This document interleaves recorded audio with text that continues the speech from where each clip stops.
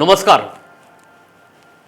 पिछले कई सालों से राजस्थान के बड़े बड़े अस्पतालों में फर्जी एनओसी से ऑर्गन ट्रांसप्लांट का खेल धड़ल्ले से चल रहा था, लेकिन संबंधित जिम्मेदार आंखें मूंदे बैठे रहे। विदेशों से डोनर को रिश्तेदार बताकर यहां भेजा जाता है, फिर लाभार्थी मरीज के परिजनों से मोटी रकम वसूली जाती है। वहीं डोनर को बाहर बैठे दलाल यहां भेजते थे। सामने आई जानकारी के अनुसार कुछ डोनर अपनी मजबूरी के चलते अपनी एक किडनी को 2 से 5 लाख रुपए तक बेच देते हैं, जिसके बाद वहां से दलाल उन्हें भारत भेजने की व्यवस्था करता है। फिर वही किडनी यहां निजी अस्पतालों में 25 से 30 लाख रुपए में लगाई जाती है। उधर खाना पूर्ति के लिए डोनर को मरीज का रिश्तेदार बता दिया जाता था। इतना बड़ा खेल, लेकिन सब मौन थे। आखिर अब इस पूरे खेल का भंडाफोड़ दैनिक भास्कर अखबार ने किया है। अब जांच कमेटियां भी बना दी गई है, लेकिन जांच प्रभावित ना हो इसके लिए भी विशेष मॉनिटरिंग की भी आवश्यकता नजर आती है।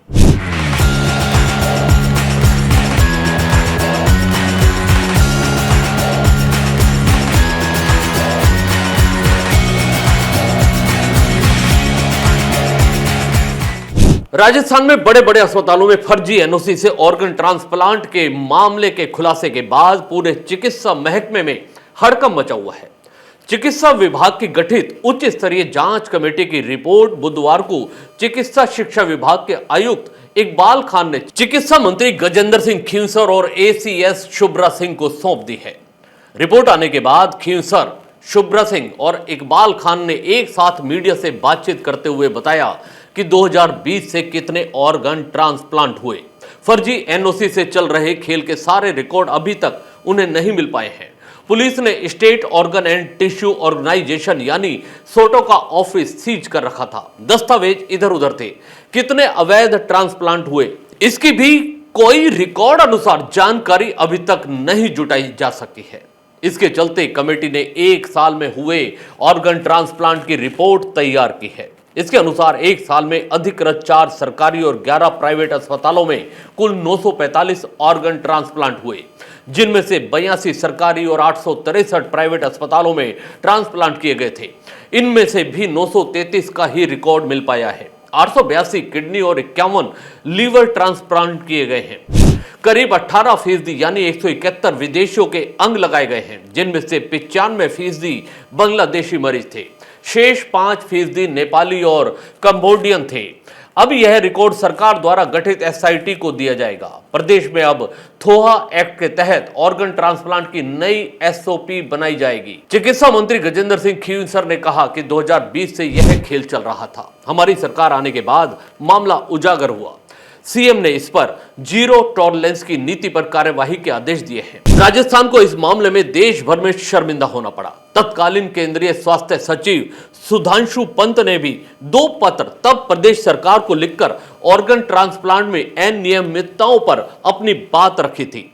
सोटो संचालन पर भी उन्होंने सवाल उठाए थे, लेकिन सोटो को हाईजैक कर मेडिकल कॉलेज से डॉक्टर भंडारी RUHS ले गए। 3 की जगह 2 ही कमेटियां कर दी गई। सोटो और कमेटियों की बैठकें नहीं होती थी, जो हुई उनकी भी मिनट्स तक नहीं मिल पाई। डॉक्टर बगरहट्टा और डॉक्टर अचल ने बिना उच्च स्तरीय परमिशन के मामले को एसीबी में दिया। 10 दिन बाद एसीएस को बताया गया। यह गलत है, क्योंकि यह उनका व्यक्तिगत मामला नहीं था। ये दोनों भी कमेटियों के जिम्मेदार पद पर बैठे थे। लापरवाही भी थी, इसलिए कार्रवाई भी की गई है।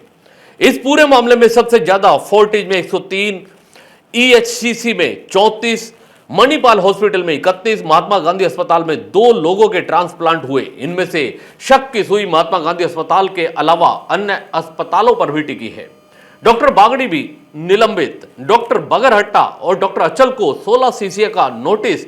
SMS अस्पताल के अतिरिक्त अधीक्षक डॉक्टर राजेंद्र बागड़ी को निलंबित कर दिया गया है। वे ट्रांसप्लांट से जुड़ी राज्य प्राधिकरण समिति के कोऑर्डिनेटर थे। बिना तारीख और समय के उनके मीटिंग्स नोटिस मिले हैं। डॉक्टर बगरहट्टा और डॉक्टर अचल शर्मा को बर्खास्तगी के बाद अब 16 CCA का नोटिस जारी कर आगामी सेवा नियमों में कार्यवाही की जाएगी।